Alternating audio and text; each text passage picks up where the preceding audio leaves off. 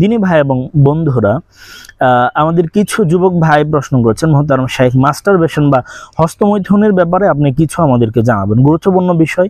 এর ভয়াবহতা পরিণামদর্শীদের ব্যাপারে কিছু বলবেন। এর ভয়াবহতা পরিণামদর্শীদের ব্যাপারে বলতে গেলে বর্তমান যে সমাজ, প্রেজেন্ট যে সোসাইটি আছে, বর্তমান সমাজের যে ইয়ং সোসাইটি আছে, তাদের অধিকাংশই কলেজ ভার্সিটি পড়ো অসংখ্য ছাত্র, আমার কাছে তথ্য আছে, তারা আমার সাথে কথা বলেছে, তারা মাস্টারবেশন বা হস্তমৈথুনের সাথে সম্পৃক্ত। এটা স্পষ্টভাবে ঘৃণ্য, হারাম, সবচেয়ে নিকৃষ্ট একটা কাজ এবং আল্লাহ তাআলা এর জন্য কঠিনভাবে মানুষ শারীরিকভাবে দুর্বল হয়। যৌন অক্ষমতা তার মাঝে আস্তে আস্তে তার উপরে চড়াও হয়, তার উপরে প্রভাব বিস্তার করে, ফলশ্রুতিতে সে মহাক্ষতিতে নিপতিত হয়ে যায়। কোরআনুল হাকিমে আল্লাহ তাআলা স্পষ্ট করে বলেছেন সূরাতুল মুমিনুনে, জান্নাতি মুমিনদের, জান্নাতুল ফিরদাউসের উত্তরাধিকারীদের আল্লাহ তাআলা 6টা বা 7টা গুণাবলী বর্ণনা করেছেন। কদ আফলাহাল মুমিনুন।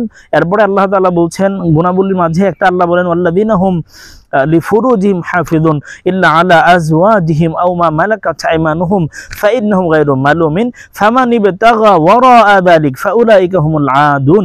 আল্লাহ তাআলা বলছেন হালাল স্ত্রী এবং দাসী ছাড়া, দাসী প্রথা বর্তমানে নাই, হালাল স্ত্রী ছাড়া কোনো মানুষের সাথে জৈবিক চাহিদা কোনোভাবে কেউ যদি চরিতার্থ করার চেষ্টা করে, অবশ্যই এটা সীমালঙ্ঘনের কাজ। সে আল্লাহ তাআলা নাফরমানি করলো, সে সীমালঙ্ঘন করলো এবং সে জাহান্নামের শাস্তিতে নিপতিত হবে। এটা নিশ্চিত কবিরা গুনাহ। কবিরা গুনাহ থেকে আমাদের বেঁচে থাকা জরুরি। আল্লাহ কোরআনে বলছেন কবিরা গুনাহ থেকে বেঁচে থাকার জন্য, রাসূলও বলছেন কবিরা গুনাহ থেকে বেঁচে থাকার জন্য। এজন্য মাস্টারবেশন বা হস্তমৈথুন মানুষকে হীনমন্যতা, ডিপ্রেশনে ফেলে এবং মানুষকে আস্তে আস্তে মানুষের শারীরিক অক্ষমতা নিয়ে আসে এবং দাম্পত্য জীবন, পারিবারিক জীবন, সাংসারিক জীবনে সে একবারে অসুখী থাকে এবং পরিবার অনেক সময় টিকে না।